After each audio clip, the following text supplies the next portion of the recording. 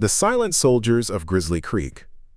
Veteran Dave Collins sought true quiet, but a brutal snowstorm brought him a new war. He found 3 German shepherds, frozen and near death. But they weren't just lost strays. They bore old scars and secret-coded tattoos, proof of a savage past. Dave hadn't just saved 3 lives. He'd unknowingly stolen prized, high-value assets from incredibly dangerous men. The snow is gone, but a deadly focused hunt has just begun. Please subscribe to our channel. The wind screamed, truly a sound like a hungry, wounded wolf, a noise Dave knew too well. It shook the single glass pane of his small log cabin, a sanctuary he'd built with his own 2 hands against a world he didn't want to understand anymore. Outside, the Montana landscape had completely vanished, swallowed by a blizzard that had raged for 2 agonizing days. The snow wasn't gentle. It was a physical attack, a blinding white curtain that wiped out the towering pines and the jagged peaks of the Gallatin Range. The Fortress of Solitude. Dave, a man carved from the same hard timber as his home, stood by the massive stone fireplace, letting the heat seep into his weary bones. In his late 40s, he was tall, lean, and carried a quiet strength that whispered of a past filled with trauma. His short, brown hair was heavily threaded with silver, and his face, etched with lines of weariness, held a kindness in the eyes he rarely let anyone see.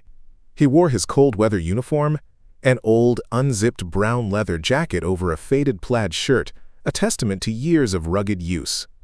This deep isolation in Grizzly Creek was a choice, a calculated decision. After 2 tours and 15 years in the Army, the noise of civilization had become utterly unbearable. The ghosts of deserts and fallen comrades were quieter here, their whispers often lost in the rush of the creek. But in the suffocating silence of the blizzard, they were growing louder.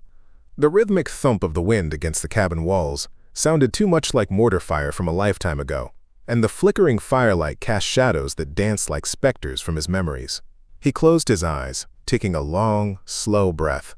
The scent of burning pine and old wood was the only thing grounding him in the present. It was 2025, not 2008. He was safe, he was alone, and that's exactly how he wanted it. But the storm was relentless, and a deep-seated instinct, honed by years of service, nudged him. Something wasn't right.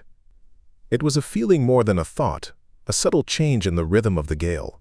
He needed to check the generator, and more importantly, the woodpile. A desperate plea. Pulling on a thick woolen hat and heavy gloves, Dave braced himself and pushed the heavy cabin door open. The wind hit him like a physical punch, stealing his breath and driving icy needles into every inch of exposed skin. He leaned into the gale, his world reduced to a few feet of churning white. The path to the woodshed was a faint, already buried depression in the snow, which was now several feet deep. Each step was a battle. As he secured the tarp over the precious firewood, a thin, desperate sound sliced right through the storm's roar. He froze, straining to listen. It was a cry, high-pitched and mournful, almost human. For a moment, he thought it was just the wind, playing tricks, another ghost in the storm. But then it came again, weaker this time, a final, fragile plea swallowed by the blizzard. Duty instantly overrode his desire for warmth and safety. He grabbed a powerful flashlight from the shed and began to trudge in the direction of the sound, his heart pounding a slow, heavy rhythm against his ribs. He found them less than 100 yards from his cabin, a huddled, miserable mound of gray and white fur, half buried in a deep snowdrift. At first, he thought it was just one animal, a deer perhaps that had succumbed to the cold. But as he wiped the snow away, he saw not 1, but 3 German shepherds, soldiers left behind. They were magnificent animals, even in their wretched state, with thick coats of wolf gray and white. They looked to be young adults, no more than a few years old, but they were skeletons, little more than bone and fur. Their bodies trembled violently from the cold, their eyes were closed, and their breathing was shallow, their paws raw and bleeding. For a long moment, Dave just stared, his mind a battlefield of conflicting emotions. His solitude was sacred. Bringing them in would shatter it. They were a complication, a responsibility he absolutely didn't want. But as he looked at their still forms, at the ice clinging to their muzzles, he saw something else. He saw loyalty, courage, and a silent plea for help. They were soldiers, he thought, left behind on a battlefield of ice and snow, and he simply could not abandon them. With a grunt, he gathered the first dog, the largest of the three, into his arms. The animal was shockingly light, its body limp. He carried it back to the cabin, the wind tearing at him, and gently laid it on the worn rug in front of the fireplace. He repeated the grueling trip twice more, his muscles screaming in protest, until all three dogs were lying in a row before the hearth. The cold, hard truth. He worked quickly, his old training instantly kicking in. He dried their fur with rough towels, his movements gentle but efficient. He checked for frostbite, his fingers probing their paws and ears. As the warmth of the fire began to penetrate their frozen bodies, they stirred, a low whine escaping one of them. He brought them bowls of lukewarm water, and they drank weakly, their tongues lapping at the precious liquid. It was then, as he was gently cleaning a patch of matted fur on the neck of the largest dog, that he saw it. Underneath the fur, etched onto the skin, was a small, precise tattoo, a shield with the letters C7 inside. His blood ran cold. He checked the others. The second dog had the same mark. The third, a female, slightly smaller than the rest, had it too, along with a long, silvery scar that ran down her flank, a perfectly straight line that could only have been made by a blade. He ran his hand over their bodies and felt the faint ridges of other healed wounds, old battle scars hidden beneath their thick coats. These were not strays. The tattoos, the scars, the disciplined way they endured his touch even in their weakened state, it all pointed to one undeniable conclusion. They had been trained professionally. They were soldiers, just like him.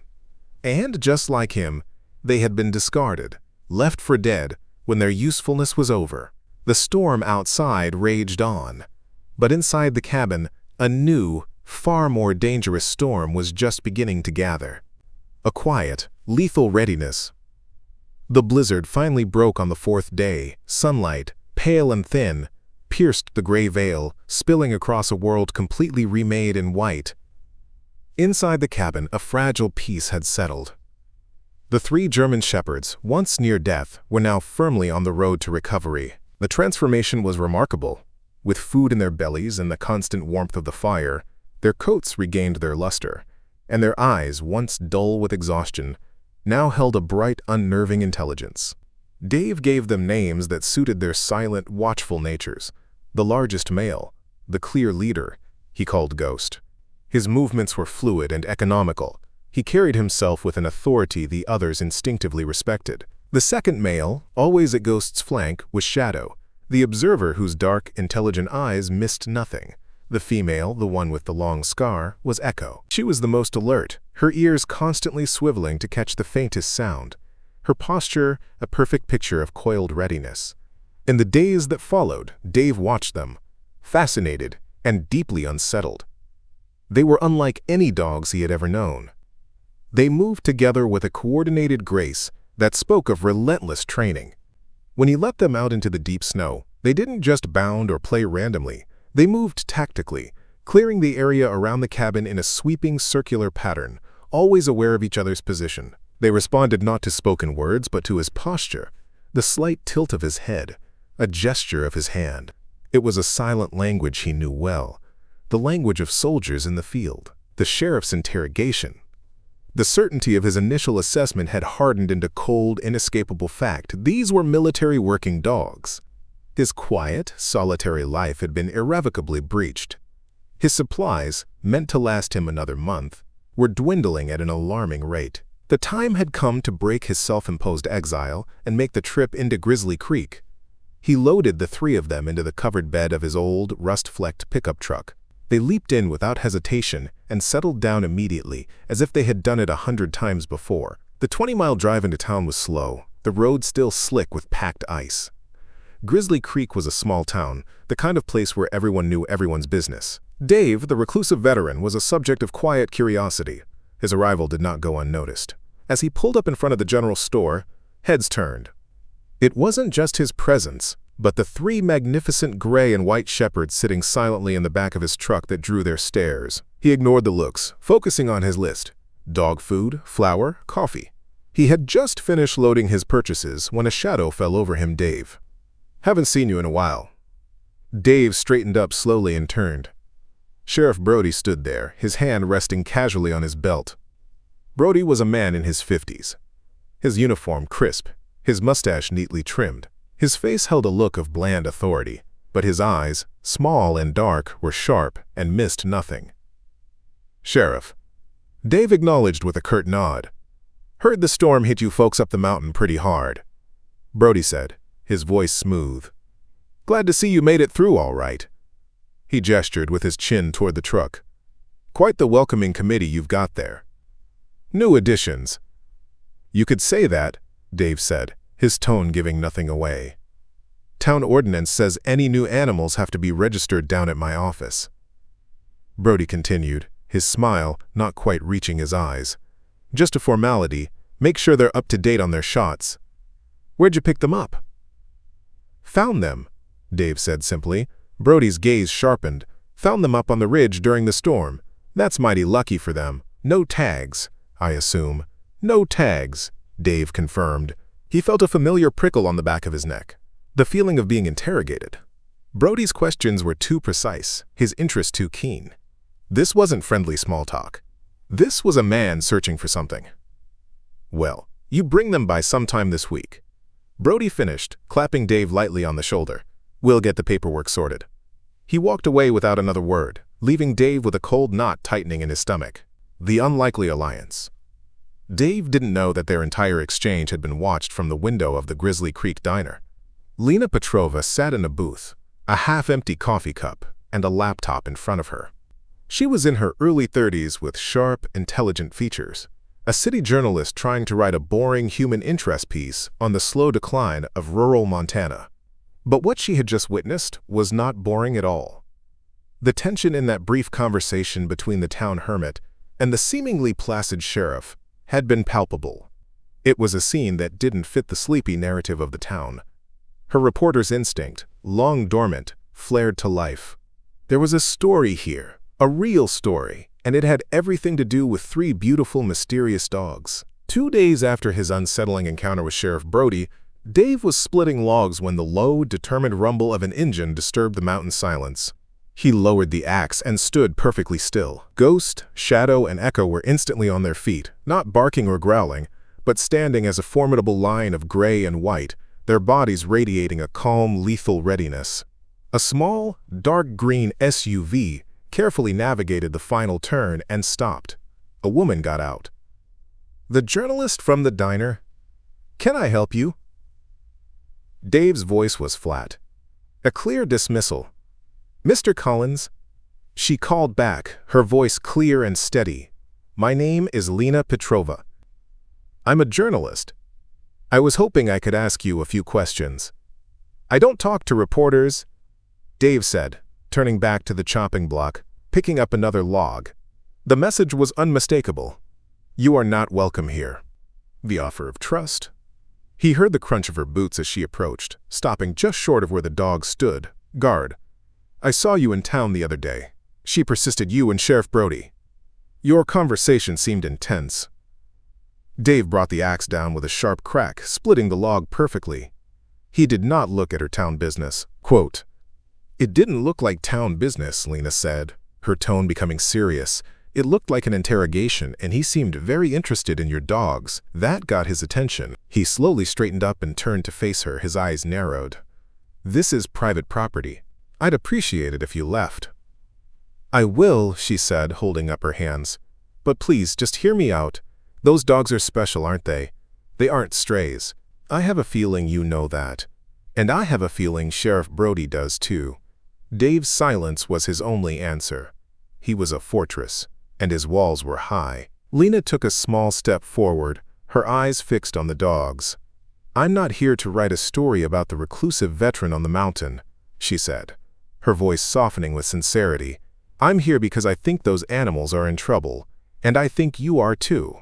Whatever they're a part of, you're a part of it now. Facing it alone might not be the best option." Her words hit closer to home than he wanted to admit.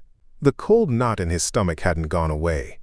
He glanced at Echo, at the long, silvery scar along her flank. These dogs had already seen battle. He couldn't let them face another one alone. With a deep, weary sigh, he rested the axe against the chopping block. "What do you want?" "The truth?" Lena said simply. "I want to know where they came from. I can look into records, make calls, connect dots that aren't meant to be connected. You have instincts and information I don't. I have skills and resources you don't. Together, we might be able to figure out what's going on before Sheriff Brody decides to escalate things."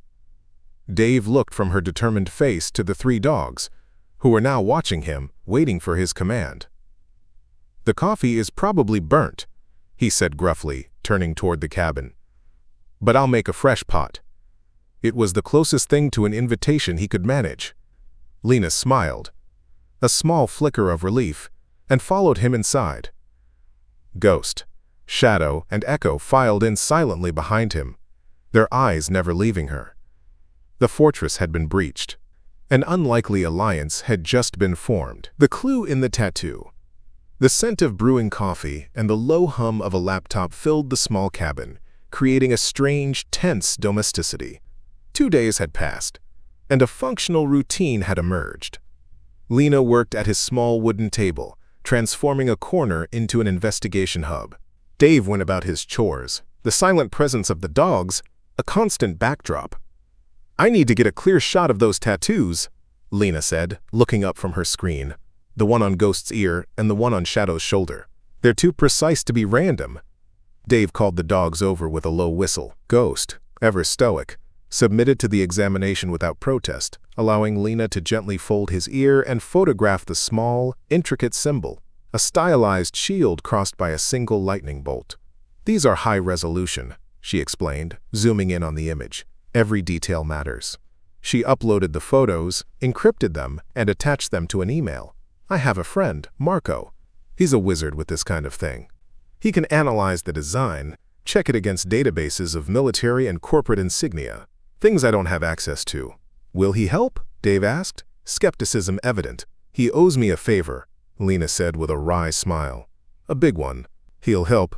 She sent the email, and the small cabin fell silent again, the weight of the unknown hanging heavy in the air. The final warning. The weight was nerve-wracking. For 3 days they heard nothing. Dave grew restless, his patrols around the cabin becoming more frequent. The dogs sensed his anxiety, their watchfulness intensifying. On the 4th day, the threat returned, not as a subtle inquiry, but as a blatant act of intimidation. Sheriff Brody's cruiser appeared at the bottom of Dave's driveway, its lights off, simply sitting there like a predator waiting. He didn't get out this time. Instead, a metallic voice, distorted and amplified, crackled through the vehicle's public address system, shattering the mountain's peace. "David Collins, this is Sheriff Brody. I'm issuing a formal warning regarding the 3 unregistered canines on your property. Per County Regulation 3B, any animal deemed potentially aggressive or of unknown origin must be surrendered to animal control." Dave stepped out onto his porch, his face a mask of cold fury. Ghost, Shadow, and Echo flanked him, standing shoulder to shoulder, a silent wall of defiance. "There is no Regulation 3B. Sheriff!" Dave shouted back, his voice raw. The metallic voice ignored him. "Failure to comply within 24 hours will result in the seizure of the animals and a fine. Consider this your only warning, Collins." Quote. With that, the cruiser's engine roared to life and it drove slowly away, leaving a trail of exhaust and menace.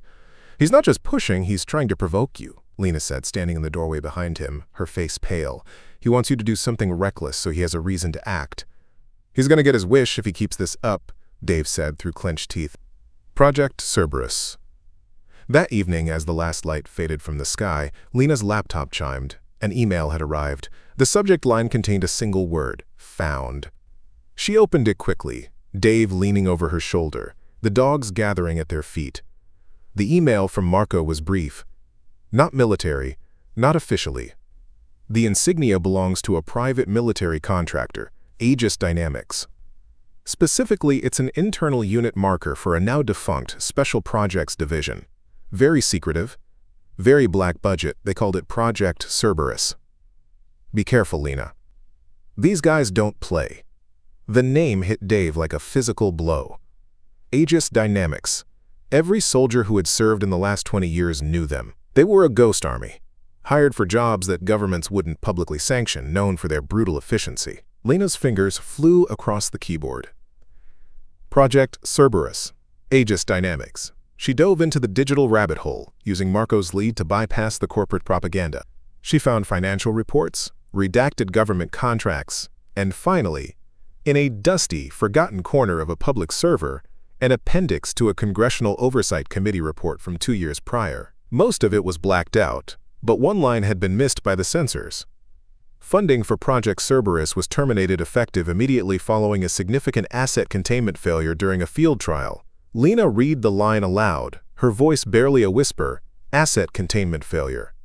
"They're not talking about equipment, are they?" Dave looked down at the 3 magnificent animals sitting at his feet, at Ghost's quiet strength, Shadow's watchful intelligence, and Echo's alert loyalty. They weren't assets.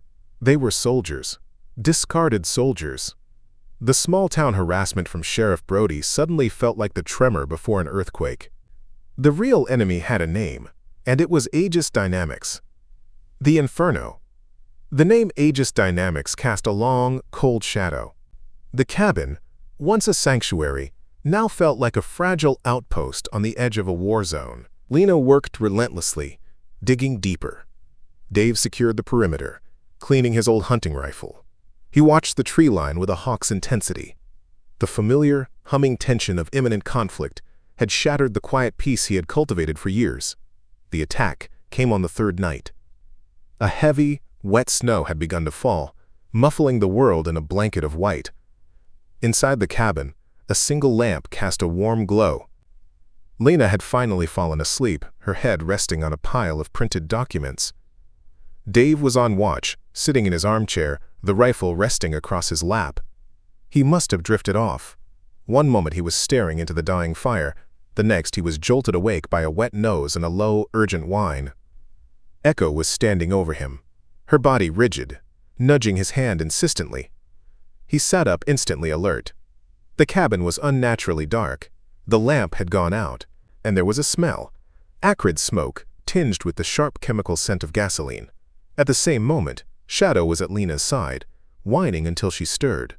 Ghost was already at the door, not scratching or barking, but standing with his ears flat against his head, a low, guttural growl vibrating deep in his chest. Smoke.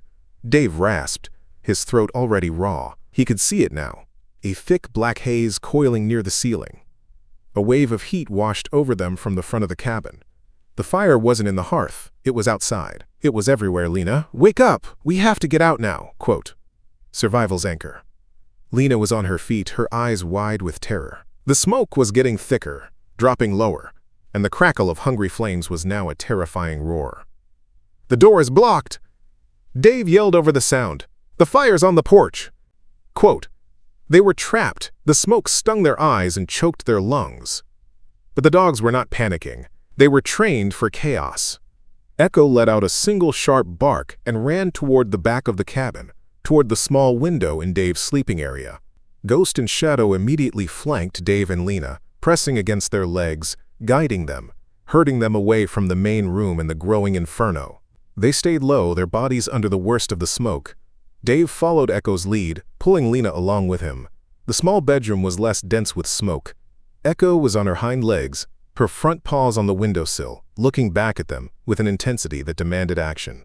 The window was small, but it was their only chance. Dave grabbed a heavy boot and smashed the glass. A rush of cold, clean air blasted in. A brief, blessed relief. "You first," he ordered Lena, helping her scramble through the opening. She fell into the soft snow outside, gasping for breath. Now it was his turn. As he started to climb through, he heard a terrifying groan from above. A section of the roof, heavy with snow and weakened by the fire, was beginning to give way. Shadow and Ghost, seeing the danger, both lunged at him, pushing him with their heads and shoulders, forcing him through the window just as a shower of flaming debris crashed down where he had been standing. He landed hard beside Lena. They scrambled away from the cabin, turning just in time to watch the roof collapse inward, sending a volcano of sparks and embers into the night sky. The entire structure was a roaring column of fire, a funeral pyre for his quiet life, the calculated risk. They stood there in the falling snow, a man, a woman, and 3 dogs, illuminated by the destructive orange glow. Dave's home, his sanctuary, was gone. All he had left was the clothes on his back, a journalist he barely knew, and the 3 silent soldiers who had just saved his life. The fire died as slowly and cruelly as it had been born, leaving behind a black, skeletal ruin that steamed against the falling snow. "We can't stay here," Lena said, her voice trembling. "Brody will be back, or he'll send someone." Dave knew she was right. Every choice led to a dead end. The town was compromised, the wilderness a death sentence. Then, a name surfaced from the depths of his memory. Deputy Miller. A rookie deputy he had helped pull from a wrecked car years ago. A good kid with honest eyes. "There's one person," Dave said, his voice a low growl. "Maybe one. Deputy Miller. I knew his father." "Can you trust him?" Lena asked, her gaze searching his. "I don't know," Dave admitted honestly. "But maybe is the best I've got right now." He took Lena's satellite phone, the only piece of technology to survive, and dialed the number for the sheriff's department from memory. "I need to speak with Deputy Miller. It's an urgent personal matter. Tell him it's Collins." The wait was agonizing. Finally, a young, steady voice came on the line. "Collins? Dave, is that you? What's going on?" "Can't talk now, kid," Dave said, his words clipped. "I'm in trouble. The kind you don't report." "Do you remember the old fishing spot we talked about up on Swift River?" There was a brief pause. "I remember. Meet me there, 1 hour. Come alone, no radio. And Miller, be careful." Dave ended the call before the deputy could ask another question. A dead man's secrets. The journey to the river was a brutal trek through knee-deep snow. The dogs, seemingly impervious to the cold, created a path, their powerful bodies pushing through the drifts. Ghost took the lead, with Shadow and Echo guarding their flanks. They found a hollow beneath an overhang of rock by the frozen river and waited. Just under an hour later, the quiet crunch of boots on snow announced Miller's arrival. Deputy Mark Miller was in his late 20s, his uniform immaculate, but his eyes were filled with a deep, troubled concern.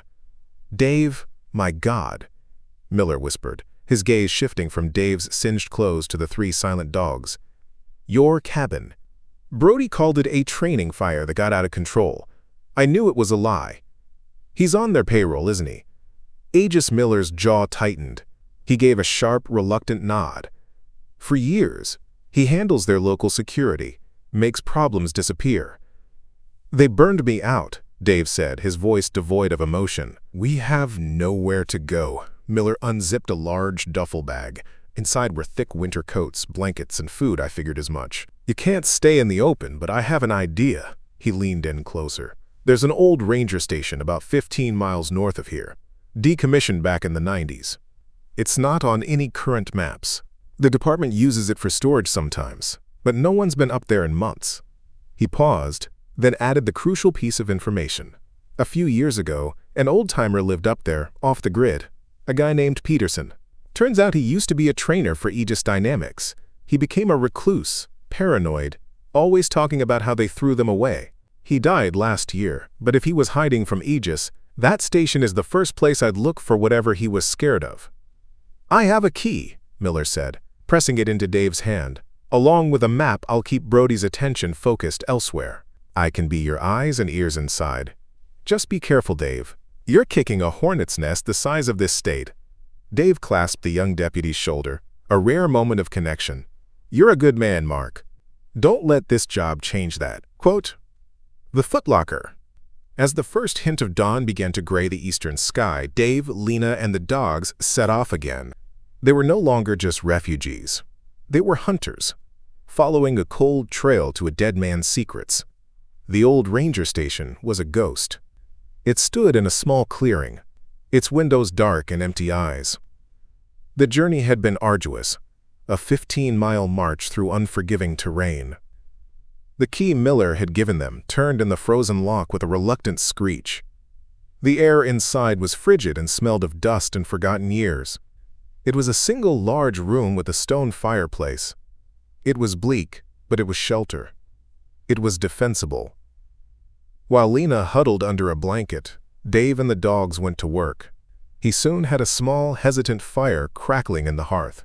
The dogs, meanwhile, performed a systematic sweep of the clearing, their movements a reassuring ballet of tactical awareness, turning the abandoned station into a temporary fortress. It was on the second afternoon that Echo found something. Dave and Lena were sharing a meager meal of canned beans when they noticed the female shepherd was near an old, scarred wooden desk. She was whining softly, her nose pressed to the floorboards. She began to scratch at the wood, not frantically, but with a focused, deliberate intensity.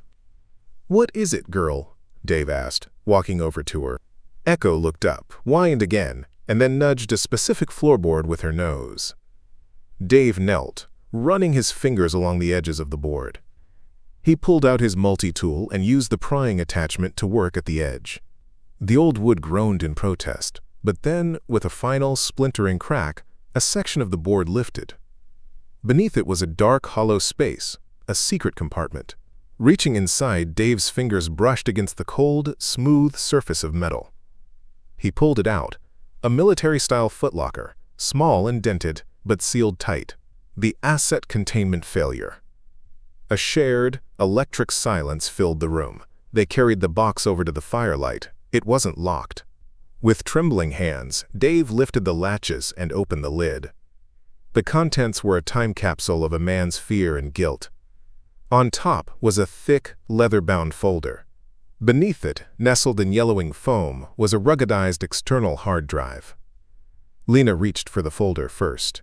The label on the front was handwritten, Project Cerberus, internal use only. She opened it, and the full, horrifying truth of Aegis Dynamics' secret program spilled out. The pages were filled with training logs and performance reports. The methods described were brutal and systematic, designed to strip away all canine instinct and replace it with unflinching, weaponized obedience. They read about Sheriff Brody's role, listed as the local liaison for asset management and containment, their cleaner. Then, near the bottom of the stack, Lena found a thin file marked with a red tab, Asset Transport Incident Report. She read it aloud, her voice shaking. On the night of the winter storm, a transport vehicle carrying 3 Cerberus assets, designated G1, S2, and E3, was en route to a designated disposal facility for decommissioning. She looked at Dave, her eyes wide. Decommissioning. They were going to kill them. She continued. The vehicle encountered extreme weather conditions on a mountain pass and left the road. The transport cage was compromised, allowing the assets to escape before recovery personnel could arrive. The assets are considered lost in the wilderness. Quote, "It was all there. The reason, the impossible coincidence that had led 3 highly trained soldiers to his doorstep, survivors of their own execution, Peterson," Dave said, the name of the former trainer finally clicking into place. He hid this. He knew they would come looking for it. They looked at the hard drive. They weren't just holding secrets anymore. They were holding the key to bringing down an empire. The Washington Chronicle. The discovery of the Cerberus files transformed the cold, dusty ranger station into the nerve center of a war. The hard drive was the bombshell, but the paper documents were the fuse. They had the what, the who, and the why. Now they needed to light the match. "The hard drive is encrypted," quote, Lena said, examining the ruggedized device military grade. "But the files Peterson left. It looks like he included a text file with the password. He wanted this found." She looked at her laptop, its battery icon blinking a fatalistic red. "None of which matters if I don't have power. My truck." Dave's mind was already working. "The battery is still good. I have an inverter that plugs into the cigarette lighter. It's low-tech, but it'll work." Quote, under the cover of a moonless night, they made their way to the old pickup. Dave carefully hooked up the inverter. A small green light blinked on inside the truck's cab. Huddled together for warmth, Lena plugged in her laptop. "There's one person I can trust," she said, her fingers flying across the keys. "My old editor at the Washington Chronicle, Julian Croft. He's old school, he values truth over access. If I can convince him, he'll move mountains for this story." She initiated a secure video call. A moment later, Julian Croft's face appeared on the screen. "Petruva," he said, his voice a low gravel. It's 2 in the morning. This had better be the story of the century. It is, Julian, Lena said, her voice steady and urgent. She laid out the facts, holding up the tattooed photos, showing him the cover of the Cerberus file. She told him about Dave, about the fire, about Brody. She shared her screen and showed him the password file Peterson had left behind. A digital tsunami. Julian listened without interruption, his expression slowly changing from weary skepticism to focused intensity. "This is dynamite, Lena," he said when she had finished, "but it's dangerous. Aegis Dynamics has lawyers that chew up journalists for breakfast. Everything has to be ironclad." "It is," she insisted. "The hard drive will prove it. I'm decrypting it now.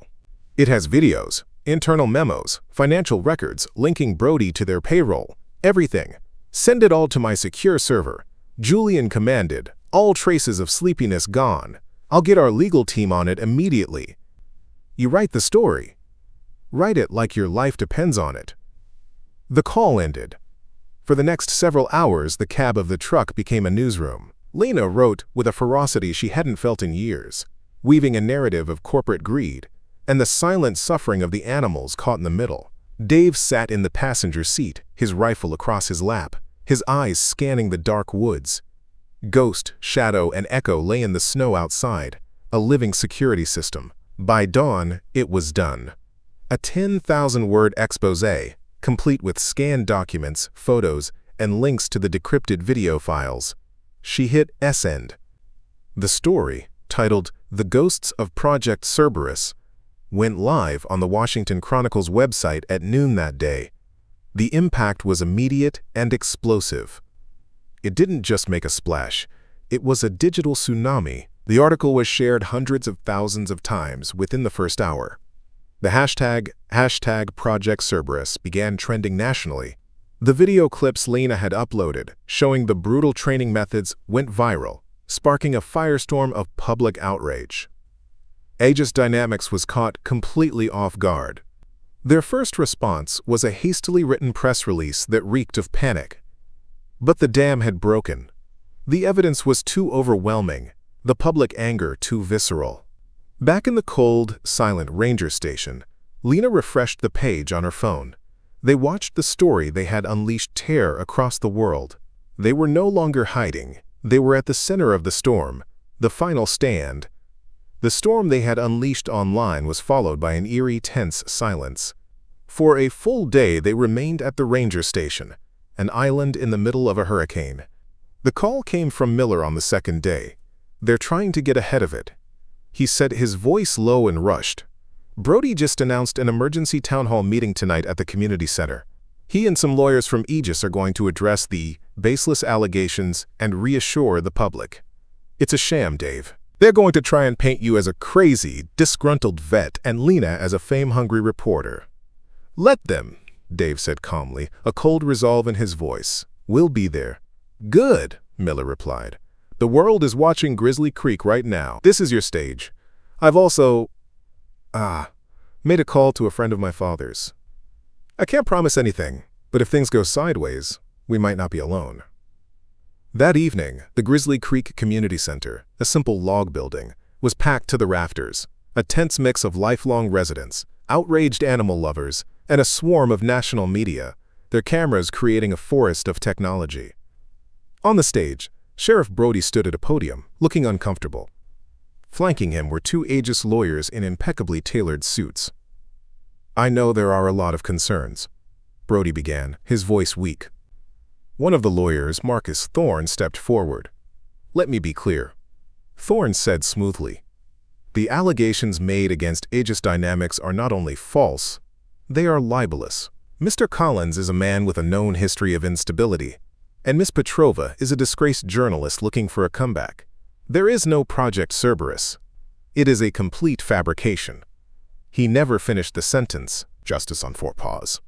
The heavy double doors at the back of the hall swung open with a loud bang. Every head turned. A collective gasp went through the room. Dave stood there, framed in the doorway, his face grim and set. Beside him was Lena, and flanking them, moving with a silent, regal grace, were Ghost, Shadow, and Echo. They entered not as pets, but as soldiers, their heads held high, their intelligent eyes scanning the crowd with an unnerving calm. Deputy Miller walked in behind them, his hand resting on his service weapon, his face a clear statement of where his loyalties lay. The room fell into a stunned, absolute silence. Dave didn't go to the stage. He stopped in the middle of the aisle, turning to face the community. "My name is Dave Collins," he began, his voice not loud, but carrying with a commander's authority. "I served this country for 22 years. I came here looking for peace. I found these dogs half dead in the snow."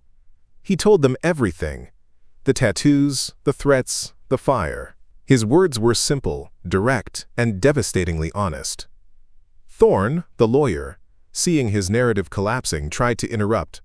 "This is a circus, Sheriff. Do your duty." Quote, but Dave wasn't finished. He gestured to the 3 dogs, who now sat perfectly still at his feet. "Aegis Dynamics tells you there are no abused animals. Look at them. Look at the scars on their bodies. Look at the numbers tattooed into their ears. These aren't just dogs. They are veterans, just like me. And when they were no longer useful, they were marked for death and thrown away like trash." A woman in the front row began to cry. Brody, his face purple with rage and panic, finally snapped. "That's enough. You are under arrest for inciting a riot. Miller, arrest this man." Quote, Deputy Miller did not move. He simply looked at his boss and gave a slight shake of his head. "No, sir. I don't believe I will. The Shepherd's Haven." Before Brody could take another step, the main doors burst open again. This time, it was a dozen figures in dark windbreakers with bold yellow letters on the back. "FBI Sheriff Brody," the lead agent announced, her voice cutting through the pandemonium. "You are under arrest. So are you, Mr. Thorne. By order of the United States Department of Justice, you are being charged with conspiracy, animal cruelty, and attempted murder." Quote, as the agents snapped handcuffs onto a stunned Brody and the suddenly pale lawyers, the community center erupted. In the eye of the hurricane stood Dave, Lena, and Miller. Dave reached down and rested his hand on Ghost's head. The big shepherd leaned into his touch, a silent acknowledgement. The battle was over. Justice, carried on the backs of 3 loyal survivors, had finally come to Grizzly Creek. The arrests were the beginning of a reckoning. The trial was swift and damning. Aegis Dynamics was dismantled. The executives and Brody were all sentenced to long prison terms. But a different kind of story was unfolding. The story of a reclusive veteran and the 3 loyal dogs who had saved his life. It resonated deeply. Donations began to pour in, unsolicited, to a fund created by the Washington Chronicle. The fund grew to over $1 million. "I can't take this money, Lena," Dave said one evening, profoundly uncomfortable. "It's not right. We didn't do this for money." "It's not a payment, Dave," Lena replied gently. "It's a thank you from a country that needed to be reminded what honor and loyalty look like." "There are others," he said, his voice quiet but firm. "Other dogs from Cerberus that weren't decommissioned, other service animals. They get old, they get injured, and they get forgotten. They deserve better home." An idea, born from the ashes of his old life, began to take shape. He wouldn't just rebuild his home, he would build a sanctuary. With the help of a pro bono lawyer, Dave used a large portion of the fund to purchase a 100-acre ranch in a rolling valley 20 miles from Grizzly Creek. They called it the Shepherd's Haven. The news of his plan reignited public interest. Volunteers came from all over the country. Local contractors donated their time. Over the next year, the haven rose from the Montana soil. It was not a kennel or a shelter. It was a community. It had spacious living quarters, a state-of-the-art veterinary clinic, and physical therapy facilities. The haven opened its doors in the fall. Its first residents were 5 other surviving dogs from the Cerberus program, soon joined by retired police dogs and former military shepherds. Dave was no longer a hermit. He was a healer. He rose before the sun each day, his life now filled with purpose, patiently helping the animals learn how to be dogs again. Lena was a permanent fixture, her camera now used to tell the stories of the haven's residents. One crisp autumn evening, Dave stood on the porch of his new home, watching the valley bathed in the golden light of the setting sun. Below, he could see a dozen dogs playing. A familiar weight pressed against his leg. He looked down. Ghost, Shadow, and Echo were there, their bodies relaxed, their eyes soft. Their mission was over. They were home. Dave rested his hand on Ghost's broad head. The bond between them was a silent, unbreakable truth. The ghosts of his past were finally quiet, replaced by the gentle, steady rhythm of a life, rebuilt on the foundations of loyalty, courage, and a second chance for forgotten soldiers of every species. Dave's story reminds us that the deepest wounds are often healed not by time, but by a quiet, unwavering loyalty. It shows that the bond between a person and an animal can mend a soul in a way nothing else can, and that the greatest heroes are sometimes the ones who have been forgotten.